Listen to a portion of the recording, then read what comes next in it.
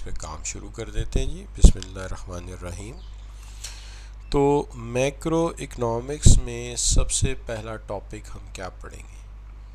देखिए, सबसे पहले तो सिंपल सी बात करते हैं कि हम इससे पहले इकनॉमिक्स की डेफिनेशन और क्लासिफिकेशंस काफ़ी हद तक समझ चुके हैं। आज हम उसी को लेकर आगे बढ़ते हैं, उसी पे बात करते हैं कि जो हमारी अंडरस्टैंडिंग अभी तक इस पे डेवलप हुई है, हम उसी को लेकर आगे चलते हैं और उसी पर बात करते हैं।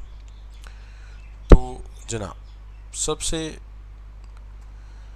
पहले मैंने आपको पढ़ाई थी डेफिनेशन ऑफ इकनॉमिक्स, और उस दिन ये भी बात हुई थी कि दो एजेंट्स पर्टिकुलरली माइक्रो में आते हैं और दो पर्टिकुलरली चले जाते हैं मैक्रो में।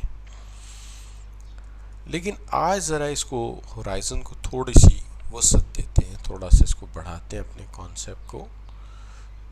तो देखिए, सबसे पहली बात तो ये है कि हमने जब इकनॉमिक्स को स्टार्ट किया तो हमने ये कहा था कि डेफिनेशन ऑफ इकनॉमिक्स ये है कि economics is a study of financial behaviours of, जिसके अंदर हमने कहा था consumers, firms, government and foreign buyer. तो हमने ये कहा था कि ये चार जो हैं, ये हमारे इनके जो फाइनेंशियल डिसीजन है वो इकनॉमिक्स है। फिर उसी वक्त ये तय हुआ था कि जो कंज्यूमर और फर्म का बिहेवियर है, दिस इज माइक्रो इकनॉमिक्स, ठीक है। और फिर ये डिसाइड हुआ था कि government and foreign buyer is a study of macro economics. याद है आपको? अच्छा, लेकिन याद रखिए कि macro economics is a study of, हम मानते हैं कि गवर्नमेंट एंड फॉरेन बायर का ही मेन स्टडी मैक्रो इकनॉमिक्स है, लेकिन macro economics is a study of economics, study of economics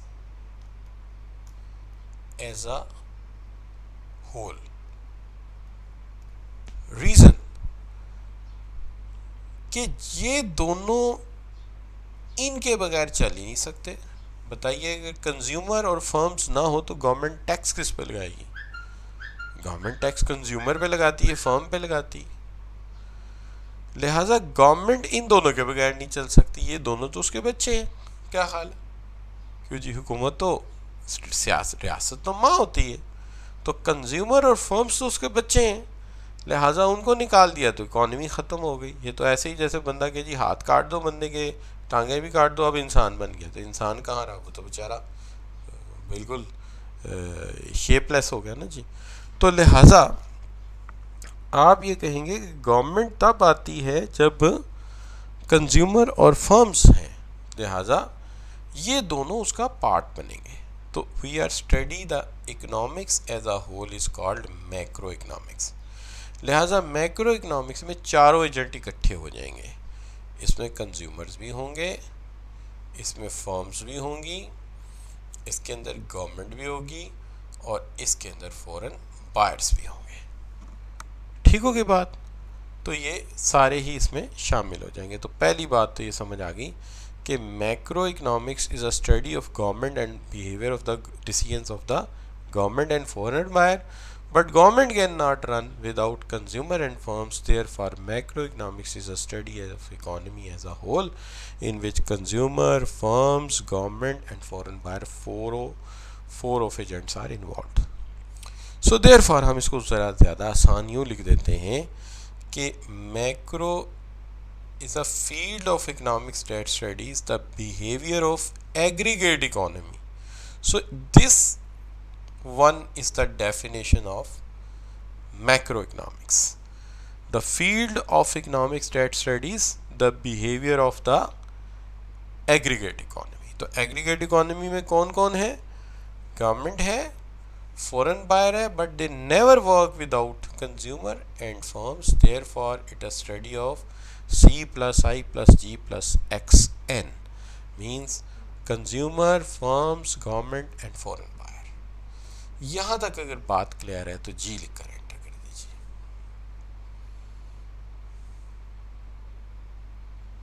जी शाबाश, कैसर, बिस्मा, ठीक है, बिल्कुल ठीक हो गया। शेरोस,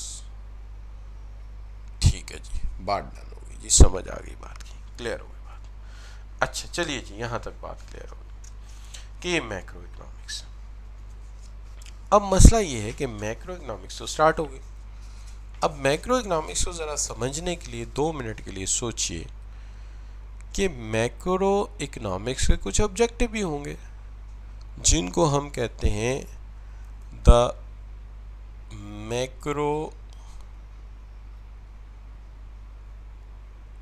इकोनॉमिक ऑब्जेक्टिव्स और या मैक्रो इकोनॉमिक पॉलिसी ऑब्जेक्टिव्स।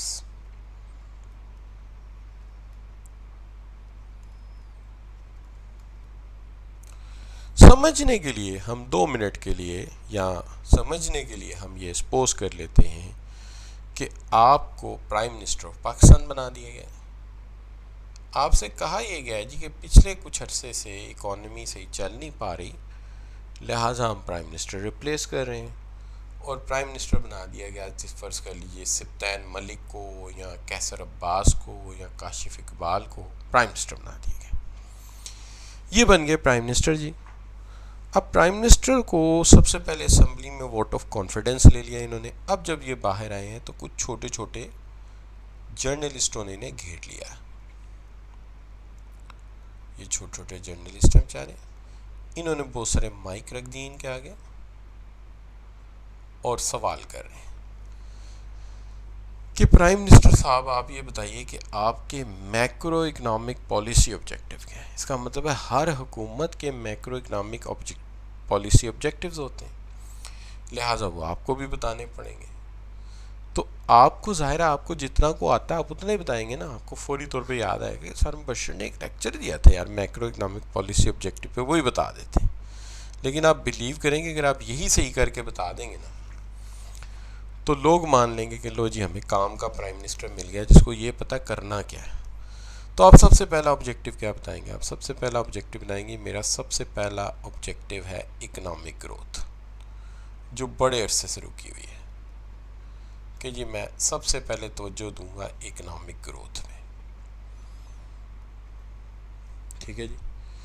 अच्छा, इकोनॉमिक ग्रोथ को जो है वो बढ़ाने का मतलब क्या है? इकोनॉमिक ग्रोथ बढ़ाने का मतलब ये है कि more goods and services are produce, more goods and services are produced and consumed.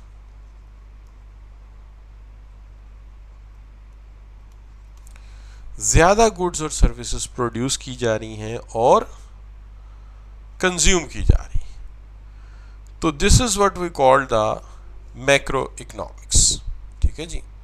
अच्छा एक मिनट, इसको मैं सेव कर लूँ, फिर वो बाज़ वक़्त ऐसा होता है कि हम उसको सेव नहीं करते और बच्चे बाद में ढूंढते रहते हैं हमारे नोट्स कहाँ गए, तो उसको ज़रा एक दफ़ा सेव कर लेने दें।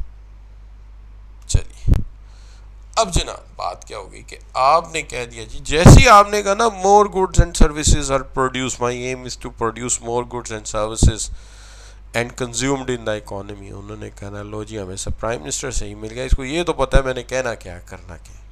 क्योंकि आजकल जितने प्राइम मिनिस्टर आ रहे हैं तकरीरी प्राइम मिनिस्टर ही होते हैं, तो आपकी तकरीर पक्की होनी चाहिए, काम होना हो।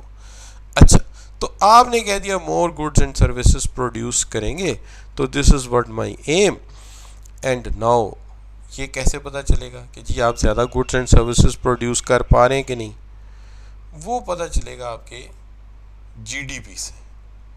जीडीपी एक इंडेक्स नंबर है, जैसे इंडेक्स नंबर आपने पढ़ा है अपने स्टैटिस्टिक्स में, तो ये एक इंडेक्स नंबर है। ये जब बढ़ता है तो कहते हैं कि जी हमारी ज़्यादा गुड्स एंड सर्विसेज प्रोड्यूस हो रही हैं। एक आइडियल जीडीपी जो है वो 5% से ज़्यादा और इससे भी अच्छा है जो इंडिया और ब्राज़ील वगैरह का है वो है 10% तक होता है। 10% बड़ा जीडीपी है। 10% का मतलब ये होता है कि अगर हमारे पास पूरी कौम के पास 10 रुपये हैं तो 10 साल में वो 20 रुपये हो जाएंगे। उसके अगले 10 साल में वो 20 रुपये 40 रुपये हो जाएंगे। उसके अगले दाल में वो जो 40 रुपये हैं वो 80 रुपये हो जाएंगे। यानी कि with in the 3 to 4 decade आप दुनिया की अमीर तरीन कौम बन जाएंगे। ठीक है जी। तो लिहाजा ये बड़ी ग्रोथ है। बस वो मैं कहता हूँ 8% 7% बस बड़ी मज़े की ग्रोथ है। अच्छा बच्चों, अभी तो 1 से भी कम है ना, इस वक्त तो बहुत ही बुरे हालात हैं हमारे। 1 या 2% से भी कम है आई होप, मुझे जो वर्ल्ड बैंक कह रहा है। अच्छा, अब बात यह है कि इकोनॉमिक ग्रोथ जो है वो आप सबसे पहले एज अ प्राइम मिनिस्टर कहेंगे कि हम मोर गुड्स एंड सर्विसेज प्रोड्यूस करेंगे। तो पहला तो हमारा पॉलिसी ऑब्जेक्टिव है। दूसरा इस वक्त सबसे बड़ा मसला जो लोग कहते हैं वो है महंगाई, इन्फ्लेशन। बड़ा इन्फ्लेशन है जी। आप कहेंगे कि जनाब मेरा सबसे पहला एम है कंट्रोल ऑन प्राइसेस पे मैं कंट्रोल करूंगा। भाई कैसे कंट्रोल करेंगे प्राइसेस पे? देखिए, if we produce more goods and services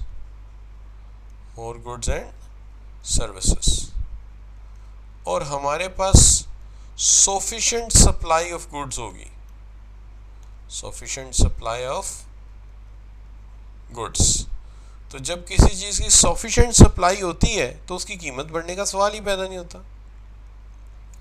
sufficient supply of goods, तो सफिशिएंट सप्लाई ऑफ गुड्स होगी तो हमें रोला ही नहीं पड़ेगा। तो मोर goods and services, sufficient supply of goods होगी तो प्राइसेस हमारी जो है वो कंट्रोल हो जाएंगी। याद रहे, प्राइसेस कम नहीं होनी चाहिए। कम होना भी बीमारी है, ज़्यादा होना भी बीमारी है, कम होना भी बीमारी है। ब्लड प्रेशर की तरह, बढ़ गया तो भी गलत, घट गया तो भी गलत। लिहाजा कभी भी ये नहीं कहना कि जी हमने प्राइसेस घटानी है, हमने प्राइसेस कंट्रोल करनी है, रोकनी है, डेट्स ऑल। अच्छा, तो अब पहली बात तो ये है कि हम ज़्यादा गुड्स एंड सर्विसेज प्रोड्यूस करेंगे, जीडीपी बढ़ाएंगे अपना, जो एक इंडेक्स नंबर है इसको पढ़ेंगे, परसों पढ़ेंगे इंशाल्लाह, कल या परसों पढ़ेंगे जीडीपी को। अच्छा, और जो क्वेश्चन नंबर 2 है हमारा, control on prices, we have more goods and services, sufficient supply of goods, therefore we control the prices. Number 3 बड़ा मसला, वो क्या है बड़ा मसला इनके अलावा? वो है बेरोजगारी, अनएम्प्लॉयमेंट। तो आप ये कहेंगे कि we also control on unemployment, मैं अनएम्प्लॉयमेंट पे भी कंट्रोल करूंगा। ठीक है जी। अनएम्प्लॉयमेंट कंट्रोल कैसे होगी? भाई सीधी बात है, जब इकोनॉमी में गुड्स प्रोड्यूस हो रही होंगी, प्रोडक्शन लेवल ऊपर जाएगा, तो प्रोडक्शन लेवल ऊपर जाएगा तो एम्प्लॉयमेंट भी या जॉब्स भी बढ़ जाएंगी। बिल्कुल सही है। तो आपने एक ही एम रख के सारा कुछ एक्सप्लेन कर देना है कि देखिए मैं एक समझदार प्राइम मिनिस्टर हूँ, मैं आपको कहता हूँ I will produce more goods and services in the economy, we will produce more goods and consume them, तो ultimately our GDP will be uplift. And if we have more goods and services, sufficient supply of goods, prices will ultimately control. And if we are producing more goods and services, it means we have high level of production, it means we have more jobs, हमारे job ज़्यादा होंगी। चौथी चीज़ जो बार बार मसला आ रहा है कि जी बाहर के लोगों के पैसे ज़्यादा देने हैं, वो पैसे देने के लिए हमें पैसे IMF से मांगने पड़ते हैं, इधर से मांगने पड़ते हैं। आप कहेंगे जी मेरा चौथा एम ये है कि I will have a favourable balance of payment, मैंने एक favourable balance of payment achieve करना है। अब बैलेंस ऑफ पेमेंट क्या होता है जी? बैलेंस ऑफ पेमेंट बिल्कुल इस तरह होता है बच्चों कि जब हम महीने का हिसाब करते हैं अपना ग्रोसरी वाले के साथ, तो हम ये हिसाब करते हैं ना क्या लेना है क्या देना है। बाज़ औक़ात पैसे एडवांस गए होते हैं, हम कहते हैं जी इतने पैसे तुम्हारी तरफ निकलते, और बाज़ औक़ात ऐसा होता है कि उसके पैसे हमने देने होते हैं, वो कहते हैं जी आपने जो पिछले पैसे दिए थे वो बराबर हो गए, आप ज़रा मज़ीद पैसे दे दीजिए। ऐसे होता है कि नहीं होता? तो ये एक हिसाब होता है, इज़ अ फाइनेंशियल स्टेटमेंट। ये बैलेंस शीट होती है कि रियासत ने क्या दुनिया से लेना और क्या देना है, what we are earning and what we have to pay. तो हम इसको कहते हैं बैलेंस ऑफ पेमेंट। कैसे ठीक होगा भाई? देखिए, अगर हमारे पास अच्छी प्रोडक्शन है, प्रोडक्शन लेवल हमारा ऊपर जा रहा है, सीधी बात है, and we will find more markets, find more foreign markets. हम अपनी प्रोडक्शन के लिए ज़्यादा फॉरेन मार्केट्स जो है वो ढूंढ लेते हैं, ताल्लुकात बनाते हैं दुनिया से अच्छे, ठीक है जी। तो प्रोडक्शन लेवल बढ़ जाता है, we find more foreign markets, तो we can earn more foreign exchange, earn foreign exchange. तो हम डॉलर कमाएंगे, फॉरेन एक्सचेंज कमाएंगे, बैलेंस ऑफ पेमेंट खुद ही ठीक हो जाएगा। क्या ख्याल? देना कम पड़ेगा, लेना ज़्यादा होगा हमने। तो हम पहली बात कह रहे हैं कि हम मोर गुड्स एंड सर्विसेज बनाएंगे, जीडीपी बढ़ेगा। दूसरी बात, मोर गुड्स एंड सर्विसेज बढ़ेंगी, वही जड़ है सारी काम की, उससे सफिशेंट सप्लाई ऑफ गुड्स मिलेंगी, प्राइसेस कंट्रोल हो जाएंगी। और जनाब उसके बाद हम कहते हैं कि जनाब जब ज़्यादा गुड्स एंड सर्विसेज होंगी, हम प्रोडक्शन बढ़ाएंगे तो एम्प्लॉयमेंट लेवल भी ज़्यादा होगा, और जब ज़्यादा गुड्स एंड सर्विसेज मेरे पास होंगी तो मैं ज़्यादा एक्सपोर्ट करूँगा, तो मुझे बाहर से फॉरेन एक्सचेंज भी ज़्यादा मिलेगा। क्या हाल? I will earn more foreign exchange, तो मैं ज़्यादा फॉरेन एक्सचेंज जो है वो कमा सकूँगा। नतीजा ये होगा जनाब कि मोहम्मद अहमद साहब, आप अपना माइक बंद कर दीजिए, आपके माइक खुले होने की वजह से बड़ी प्रॉब्लम हो रही है मुझे। अच्छा, तो जनाब इसका क्या फ़ायदा होगा? इसका फ़ायदा फिर ये होगा कि हम जो है वो बेस्ट अर्न कर सकेंगे। तो ये है हमारे 4 मैक्रो इकोनॉमिक ऑब्जेक्टिव्स या मैक्रो पॉलिसी ऑब्जेक्टिव्स। अब ये याद कर लीजिए। अगर आपने ये याद कर ली, वो मुश्किल बात तो नहीं है यार, क्या ख्याल? क्यों जी? कर लेंगे यार याद। अच्छा, अगर आपने ये याद कर लिए तो ये 3 चैप्टर्स में आएंगे। एक ये चैप्टर 6 में आए हैं, फिर फिजिकल पॉलिसी के चैप्टर में ही आएंगे, वहाँ भी ये यही लिखने हैं, और फिर मॉनेटरी पॉलिसी के चैप्टर में आएंगे, वहाँ पे भी ये लिखने हैं। यानी आपसे पूछ लीजिए what are the aims of monetary policy, तो भी यही है, what are the aims of physical policy, तो भी यही है, what are the aim of macro economic policy, तो भी यही है। ठीक है, तो ये सिंपलर से हैं, ये याद कर लीजिए जनाब। तो आपका ये एक सवाल नहीं, आपके ये 3 सवाल तैयार हो गए। ठीक है, ये मैंने इनकी ज़रा कलर वाली डिटेल लिखी हुई है, लेकिन असल डिटेल यही है जो मज़े की डिटेल मैंने लिखी है आपके सामने एक एक पॉइंट करके। अच्छा, तो अब क्या क्या समझ आ गया? Macro economics study of economy as a whole, जिसके अंदर कंज्यूमर भी है, हाउस होल्ड जो है आपका बिजनेसेस भी हैं, गवर्नमेंट भी है और फॉरेन बायर भी है। और मैक्रो इकोनॉमिक पॉलिसीज़ ये हैं कि जीडीपी बढ़ाना है, ग्रोथ बढ़ानी है, प्राइसेस कंट्रोल करनी है, अनएम्प्लॉयमेंट कंट्रोल करनी है, और फेवरेबल बैलेंस ऑफ पेमेंट हमने अर्न करना है। अब चलते हैं हम फौरी तौर पे जो आज का शुरू की स्लाइड के टाइटल लिखा था, circle flow of national income. Circle flow of national income. अच्छा जी, कौमी आमदनी का सर्कल फ्लो क्या है? देखिए, सबसे पहली तो बात ये है कि ये जो सर्कल फ्लो है ये डिफरेंट एजेंट्स को शामिल करके बनाया जाता है। 2 सेक्टर इकोनॉमी के लिए भी है, 3 के लिए भी है, 4 के लिए भी है। सबसे पहली बात ये है कि क्या सेक्टर ऑफ इकोनॉमी आपको याद है या भूल गए हैं? फ़ौरन बताना है, जल्दी से, टाइम नहीं ज़ाया करना मेरा, मुझे फ़ौरन बताना है कि याद है कि भूल गए। सेक्टर ऑफ इकोनॉमी भूल गए, कोई बात।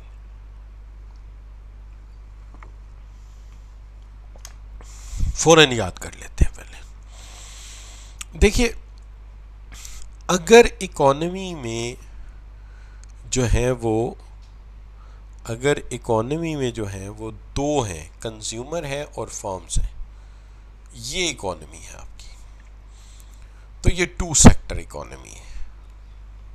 चूंकि इसके अंदर सिर्फ सी और आई है, कंजम्पशन एंड इन्वेस्टमेंट, ये मैक्रो में आएगा क्योंकि मैक्रो में सारे ही आएंगे, मैक्रो में तो चारों एजेंट आने हैं, माइक्रो में दो लिमिटेड है, कंज्यूमर एंड फर्म्स, मैक्रो में तो सारे ही हैं। लिहाजा अगर ये दो आ गए तो ये क्या है, ये आपका टू सेक्टर इकोनॉमी। लेकिन अगर इसके अंदर आपने गवर्नमेंट को भी शामिल कर लिया, आपने कहा नहीं जी मैं तो इसके अंदर गवर्नमेंट को भी शामिल करूंगा, अगर आपने गवर्नमेंट भी शामिल कर ली तो ये सेक्टर इसके हो जाएंगे तीन, तो ये थ्री सेक्टर इकोनॉमी है। ठीक है, अच्छा, तो ये हमने थोड़ी शामिल करना है, ये तो एग्जामिनर बताएगा।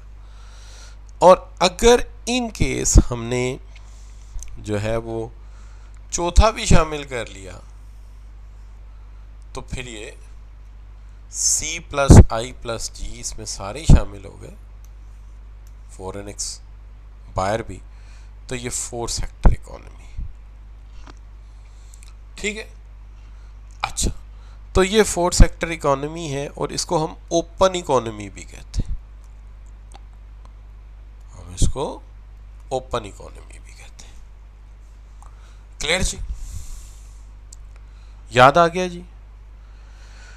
तो चलिए सर्कल फ्लो ऑफ इनकम की तरफ वापस चलते हैं और चल के सबसे पहले सर्कल फ्लो ऑफ इनकम बनाते हैं टू सेक्टर इकोनॉमी का। अब आपको पता चल गया टू सेक्टर इकोनॉमी में कौन कौन से एजेंट होंगे। दो एजेंट होंगे, एक हाउस होल्ड होंगे और एक फर्म्स होंगी, बस दो ही होंगे, इसके अलावा कोई नहीं होगा।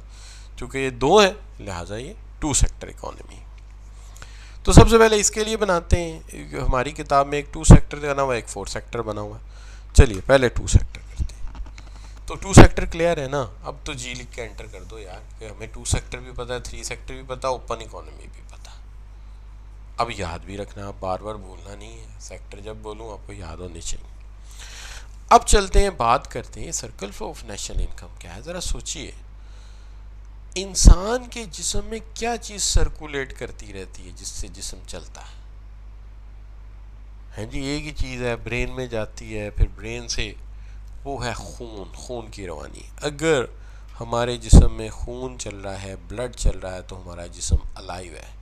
खून चलना रुक गया, हार्ट फेलियर हो गया, खून चलना रुक गया, ज़िंदगी ख़त्म हो गई, नो लाइफ। अच्छा जी, इकोनॉमी में भी खून चलता है। इकोनॉमी में भी एक चीज़ चलती है, अगर वो मूव करती रहे तो इकोनॉमी चलेगी, वरना इकोनॉमी डेड हो जाएगी। और वो क्या है? इकोनॉमी का खून है, बिल्कुल सही आपने कहा, इकोनॉमी का खून है मनी। मनी चल रहा है, पैसा आगे जा रहा है, इसका मतलब लोग चीज़ें ख़रीद रहे हैं, चीज़ें, पैसा आगे चलता जा रहा है, चीज़ें रिवर्स जाती जा रही हैं, चीज़ें खर्च होती जा रही हैं, इस्तेमाल हो रही हैं, चीज़ें बनती जा रही हैं, तो इकोनॉमी चल रही है। अगर पैसा रुक गया, मनी रुक गया, इकोनॉमी भी रुक गई। तो जब ब्लड रुक जाता है तो बंदा मर जाता है, मनी रुक जाता है, इकोनॉमी डेड हो जाती है। दोनों का एक ही मामला है। और अगर फ्लो सही ना हो, चल रहा हो, रुक रुक के चल रहा हो, तो तब भी इंसान का जिस्म ख़राब हो जाता है। लिहाजा इकोनॉमी को डेड होने से बचाना है तो फ्लो ऑफ मनी ज़रूरी है। इसको हम कहते हैं circle flow of national income, कि सर्कल फ्लो सही चल रहा है कि नहीं चल रहा, ब्लॉकेजेस तो नहीं है कोई, बिल्कुल ठीक। अब इसमें दो इंपॉर्टेंट एंटिटीज़ हैं। एक है चूँकि टू सेक्टर है, तो टू सेक्टर में दो एजेंट होंगे। एक होंगे आपके हाउस होल्ड्स। भाई हाउस होल्ड कौन होते हैं? हाउस होल्ड हम लोग हैं जो कंज्यूमर हैं, हम इन्हें कंज्यूमर भी कह सकते हैं। हाउस होल्ड है या कंज्यूमर है, हम अमूमी तौर पे इन्हें सी से डिनोट भी कर देते हैं। ठीक है, तो ये है हाउस होल्ड। दूसरी तरफ है हमारी फर्म्स।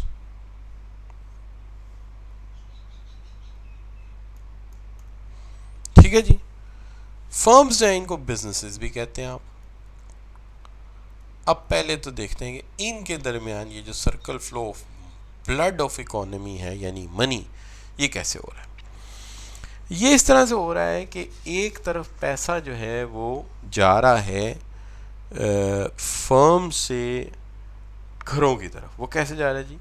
चूंकि लोग घरों से निकलते हैं और जाते हैं फैक्ट्रियों में, घरों से निकलते जाते हैं फैक्ट्रियों में। अब बात यह है कि लोग घरों से फैक्ट्रियों में कैसे जा रहे हैं? ऐसे जा रहे हैं कि घर वाले अक्सर फैक्ट्रियों को ऑफिस के लिए अपने घर दे देते हैं कि ठीक है जी, मेरे घर के 2 फ्लोर खाली हैं, आप ऑफिस बना लें। ये लैंड हो गया, ठीक है जी, किराया ले लेंगे इसका।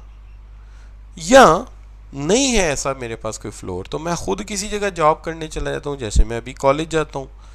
तो ये क्या है? ये है लेबर।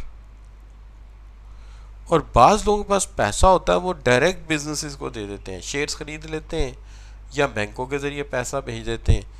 इसको हम कह देते हैं कैपिटल। ठीक है जी। एक तरीका और हो सकता है, हम खुद ही कारोबार कर लेते हैं, बिजनेस करते हैं, तो हम बन गया एंटरप्रेन्योर। तो एंटरप्रेन्योर भी घर से ही आता है, सरमाया भी जो लगता है कैपिटल, वो भी घरों से निकल के आता है, सेविंग होती है। आपने कैपिटल फॉर्मेशन पढ़ी, अभी पढ़ी कैपिटल फॉर्मेशन, कि हमारी ही सेविंग फाइनेंशियल इंस्टीट्यूशन के ज़रिए जाके फर्म्स को मिल जाती है, और हम ही मज़दूर हैं, जाके फैक्ट्रियों में ऑफिस में काम करते हैं, और हम ही इनको ऑफिस या लैंड प्रोवाइड करते हैं। जाहिर है ये चीज़ें इन्हें हम मुफ्त तो नहीं देते, क्या ख्याल है? क्या हम इन्हें मुफ्त देते हैं? शाबाश, नो, नथिंग, कोई चीज़ हम इन्हें मुफ्त नहीं देते। हम इसके बदले में इनसे पैसे लेते हैं।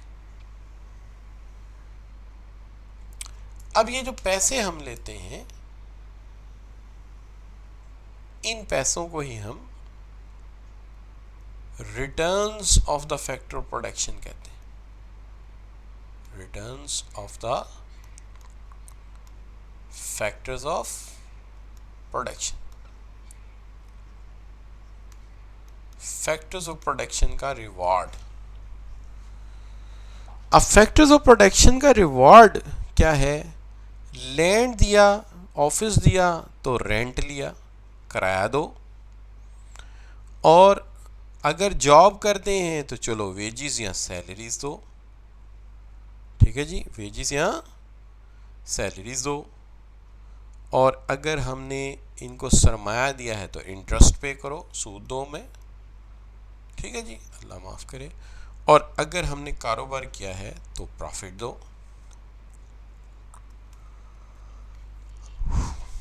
तो फैक्टर ऑफ प्रोडक्शन उधर चले गए और रिवार्ड उसके, रिटर्न्स उसके इधर आ गए। तो अब पैसा किसके पास है? शाबाश, where money is moved, money was with the firms but now it's move towards, कहाँ मूव कर गया पैसा? शाबाश, अब पैसा फर्म से निकल के हाउस होल्ड के पास आ गया। अब वो जो फैक्टर ऑफ प्रोडक्शन हमने दिए थे फर्म्स को, उन्होंने उन्हें चेंज कर दिया। उन्होंने चेंज करके उसको बना दिया गुड्स एंड सर्विसेज। उन्होंने इसे गुड्स एंड सर्विसेज बना दिया और प्रोवाइड कर दिया हाउस होल्ड को। और क्या अगर हमने उन्हें फैक्टर्स ऑफ प्रोडक्शन मुफ्त नहीं दिए तो क्या वो हमें गुड्स एंड सर्विसेज मुफ्त देंगे? बताइए।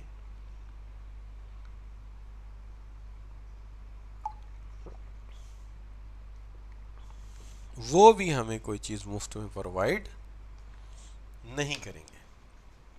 क्यों नहीं करेंगे भाई? हमने उन्हें कुछ मुफ्त दिया था जो वो हमें मुफ्त प्रोवाइड करें। क्या ख्याल है बच्चों? तो आप कहेंगे नो एंड नेवर, ऐसा तो नहीं हो सकता। जब हमने मुफ्ता नहीं दिया तो वो मुफ्त में क्यों देंगे? लिहाजा वो क्या करेंगे, वो भी इसके बदले में हमसे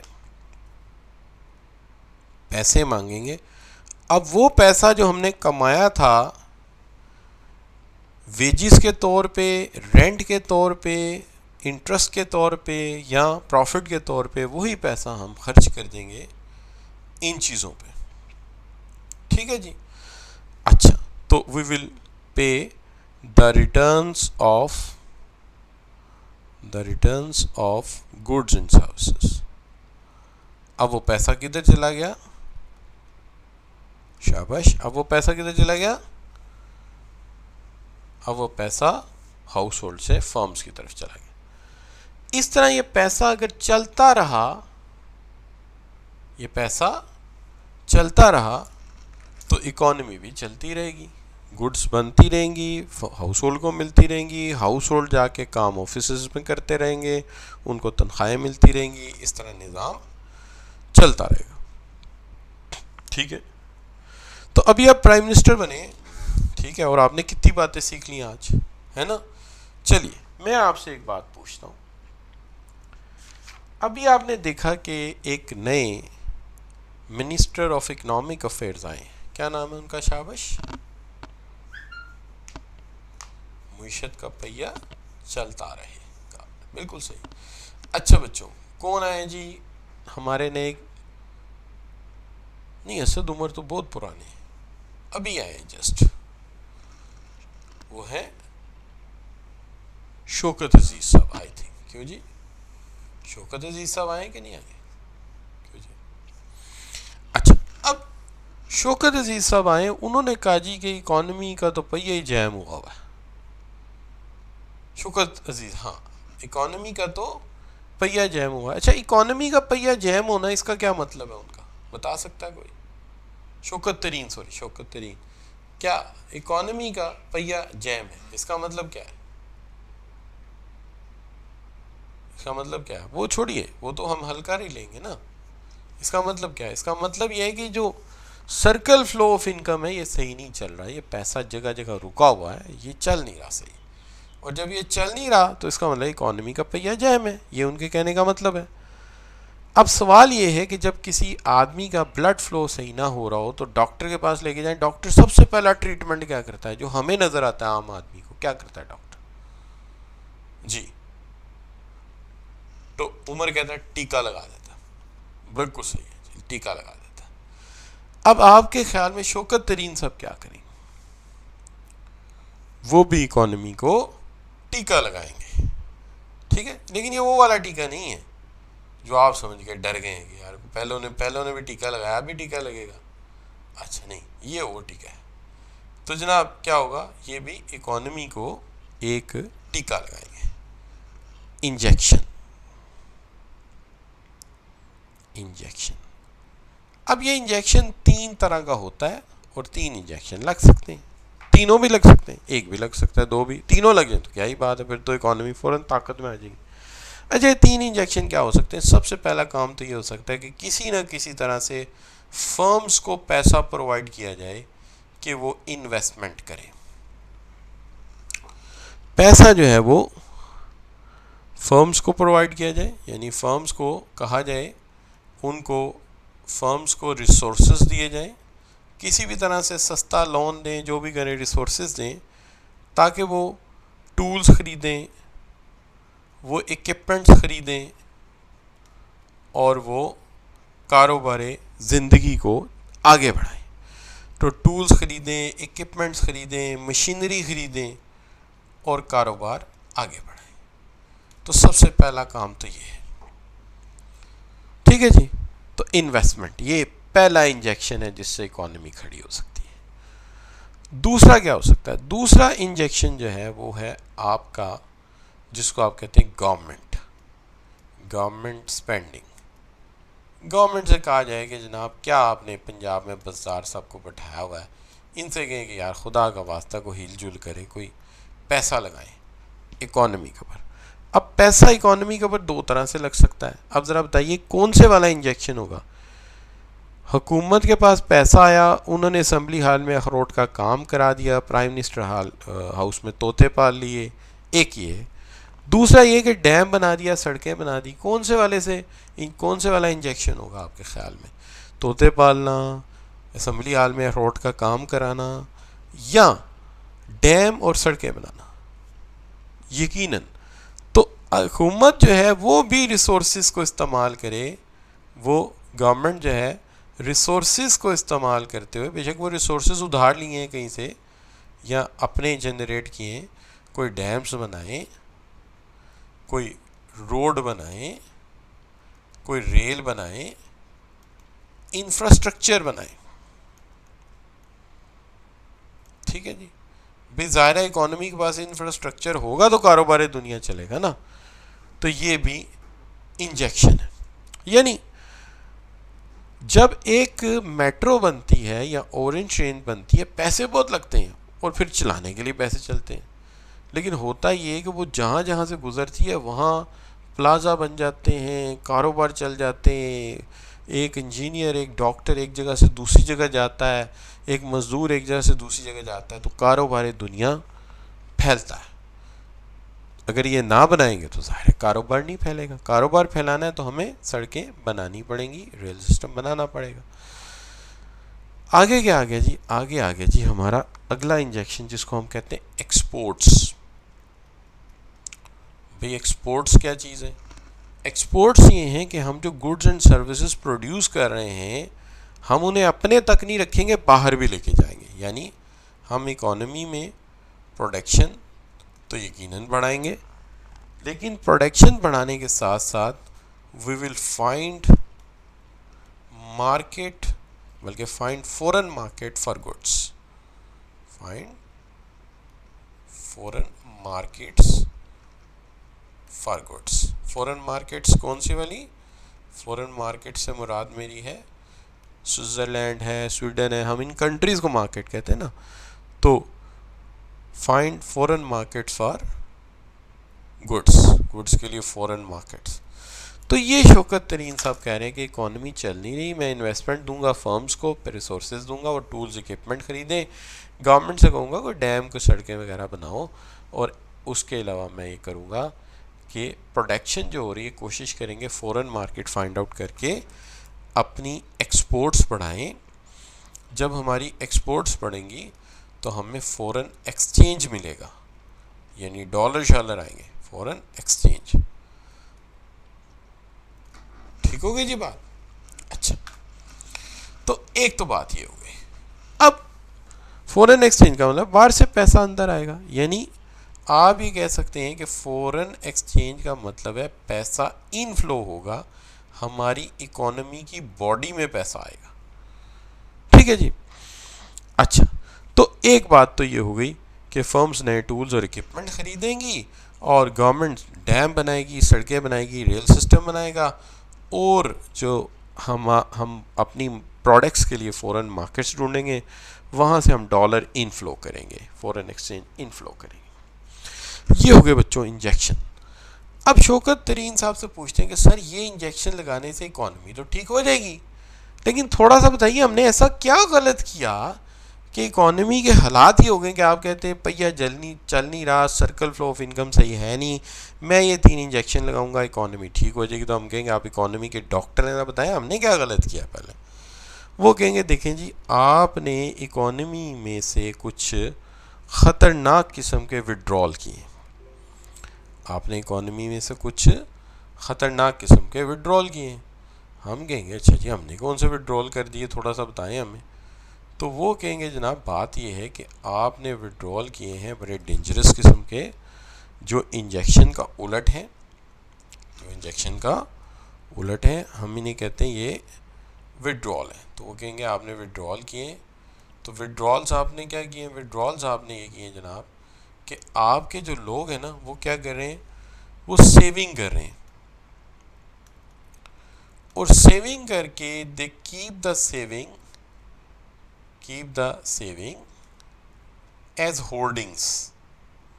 वो सेविंग को एज होल्डिंग रख रहे हैं। होल्डिंग का मतलब दफन कर रहे हैं अपने पास, आगे बैंकों को नहीं दे रहे, सेविंग सेंटर्स को नहीं दे रहे, फाइनेंशियल इंस्टीट्यूशंस को नहीं दे रहे।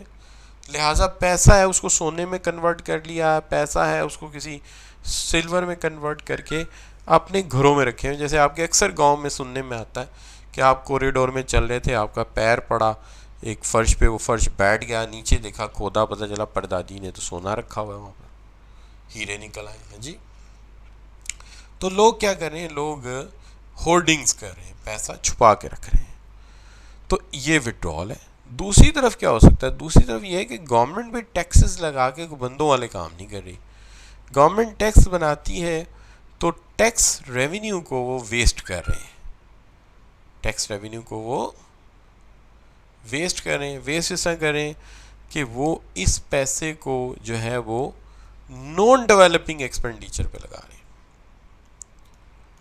नॉन डेवलपिंग एक्सपेंडिचर पे लगा रहे हैं। अब नॉन डेवलपिंग एक्सपेंडिचर क्या है कि इस्लामाबाद में लाइटें लगाई जा रही हैं, असेंबली हॉल की नई बिल्डिंग बन रही है, ठीक है जी, प्राइम मिनिस्टर हाउस में तोते पाले जा रहे हैं, तो टैक्स रेवेन्यू जो है वो वेस्ट हो रहा है।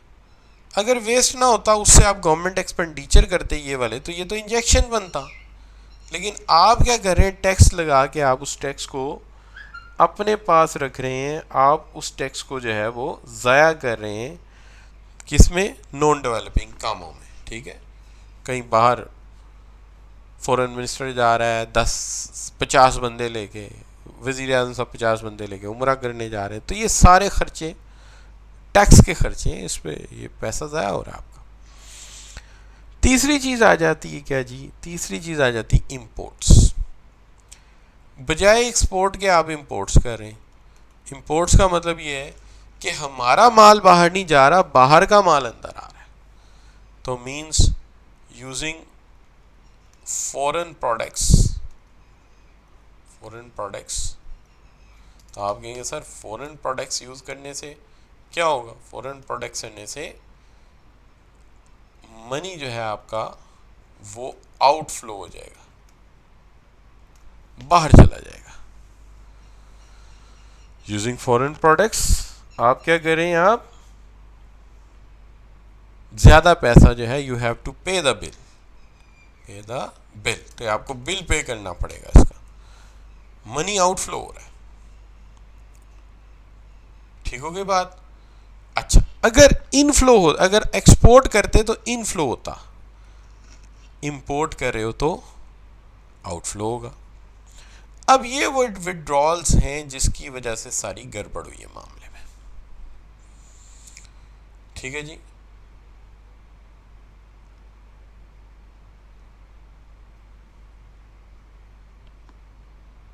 तो बच्चों अब पता लगा कि हमने इकोनॉमी का बेड़ा गर्क कैसे किया है और शौकत तरीन साहब इसको ठीक कैसे करेंगे।